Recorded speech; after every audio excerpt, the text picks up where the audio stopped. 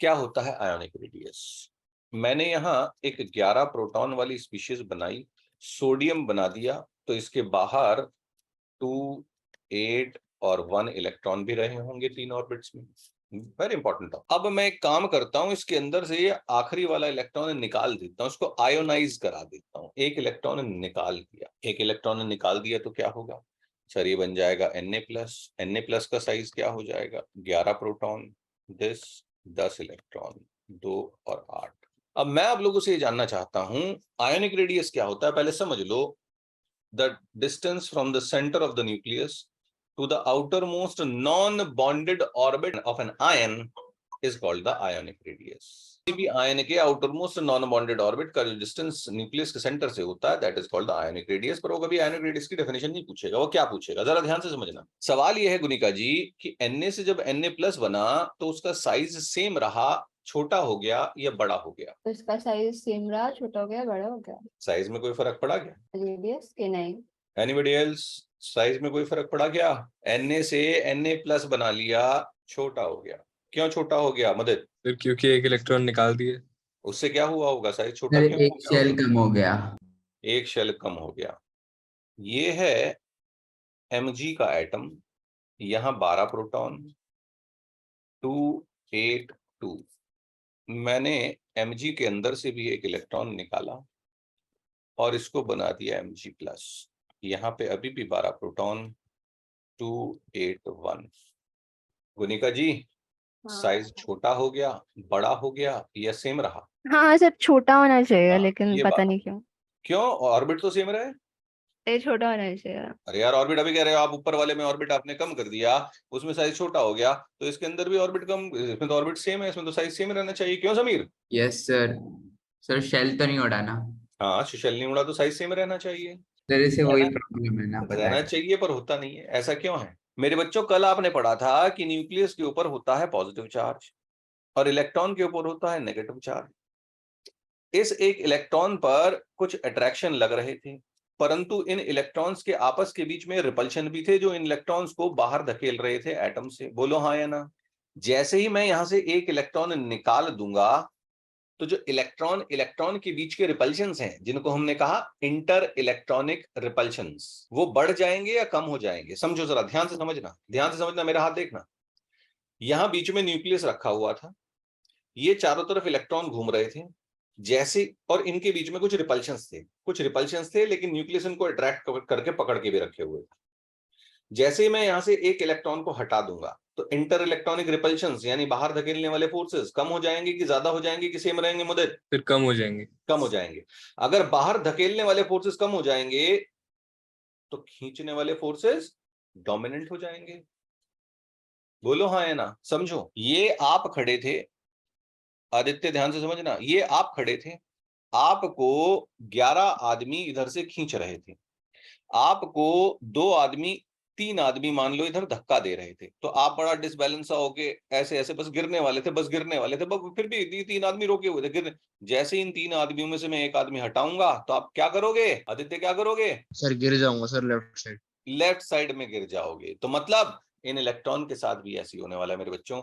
जैसे ही आप एक इलेक्ट्रॉन यहां से हटा दोगे तो इंटर इलेक्ट्रॉनिक रिपल्शंस कम हो जाएंगे। इंटर इलेक्ट्रॉनिक रिपल्शंस कम होते ही effective nuclear charge from the nucleus to all these electrons would increase, और जैसे इफेक्टिव न्यूक्लियर चार्ज बढ़ेगा ये इलेक्ट्रॉन न्यूक्लियस की तरफ सरक जाएंगे। जल्दी से बोल। अरे ऑर्बिट का चक्कर नहीं है, ऑर्बिट का चक्कर नहीं, ऑर्बिट का चक्कर तो है। हाँ, मैं मानता हूं कि अगर इसका साइज 100 हुआ तो सडनली इसका साइज 60 हो जाएगा, इतना मेजर डिफरेंस आएगा, बहुत ह्यूज डिफरेंस। पर असली रीजन वो है क्योंकि यहां मेरे बच्चों आपने ऑर्बिट तो उड़ाया नहीं।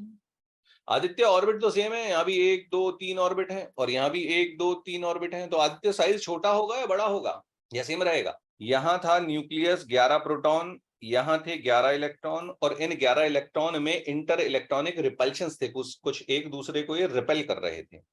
जैसे ही यहां से आप एक इलेक्ट्रॉन को हटा दोगे तो इंटर इलेक्ट्रॉनिक रिपल्शंस कम हो जाएंगे। अगर इंटर इलेक्ट्रॉनिक रिपल्शंस कम हो जाएंगे तो प्रोटॉन्स इनको खींचना और मजबूती से शुरू कर देंगे, मतलब इफेक्टिव न्यूक्लियर चार्ज बढ़ जाएगा।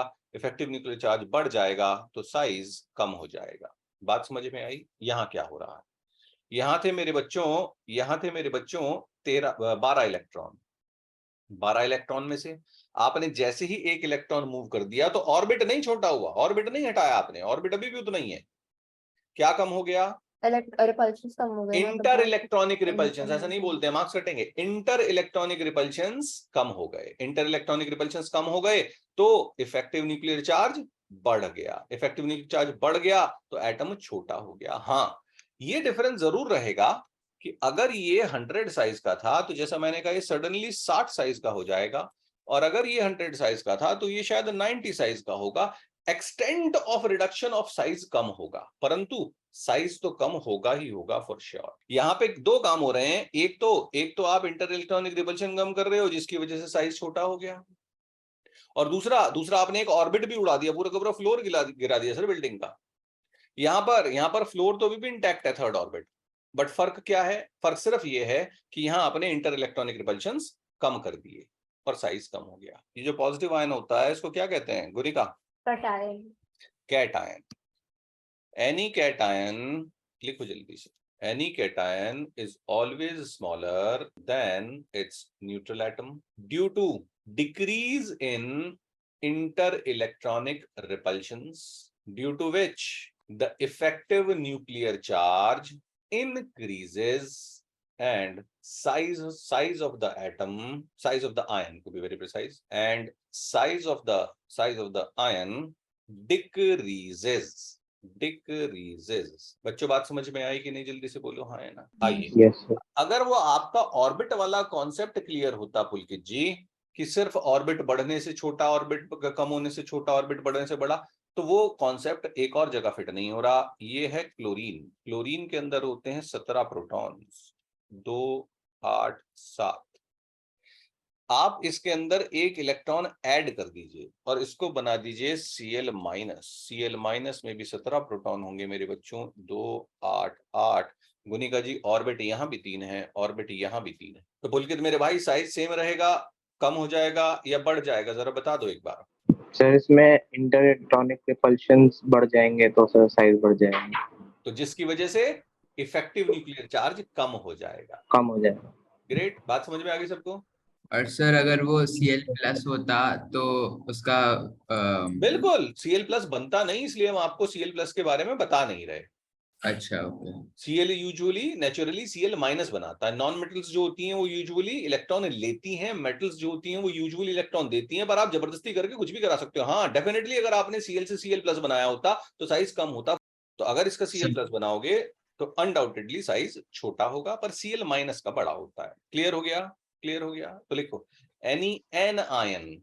लिख लिया? जल्दी से बोलो क्या लिख रहे थे? मैंने पूरी स्टेटमेंट लिख ली। हाँ बोलो क्या लिखा? Any anion is always bigger than its neutral atom due to increase in interelectronic repulsions, due to because of which the size of the atom the increases. effective nuclear charge decreases। ये है पूरा statement. हाँ sir, because of which the effective nuclear charge decreases, ZF decreases ना? Z effective decreases, hence the size of the ion increases। Clear हो गया? तो size of the atom और size of the ion same चीज है ना? Size of the atom क्यों? Size of the atom तो ये था, size of the ion, anion, size of the anion increases। और सर होमो एटॉमिक क्या होता है? होमो एटॉमिक, होमो क्या होता है? होमो एटॉमिक एलिमेंट क्या होता है? होमो क्या होता है? सिंगल, होमो सिंगल होता है, सिमिलर। तो होमो का मतलब होता है सेम। अच्छा, और होमो एटॉमिक क्या हुआ? जो सेम एटम से मिलके बना हो। O2 होमो एटॉमिक है, O3 होमो एटॉमिक है, P होमो एटॉमिक है, P4 होमो एटॉमिक है, P2 भी होमो एटॉमिक है, Pn एक होता है पॉलीमर जुड़े होते हैं वो, S2 होमो एटॉमिक है, S4 होमो एटॉमिक है, S6 होमो एटॉमिक है, S8 होमो एटॉमिक है। ये सारी चीजें होमो एटॉमिक है मेरे बच्चों। सेम एटम से बने हुए कोई भी मॉलिक्यूल्स होमो एटॉमिक। ये H2O ये हेटेरो एटॉमिक है, ये अलग अलग एटम्स से मिलकर बना होता है, इसको कहते हैं हेटेरो एटॉमिक। बात समझ में आ गई? Yes sir. लिखा सबने आयंस की कहानी? समझ में आई आयंस की कहानी?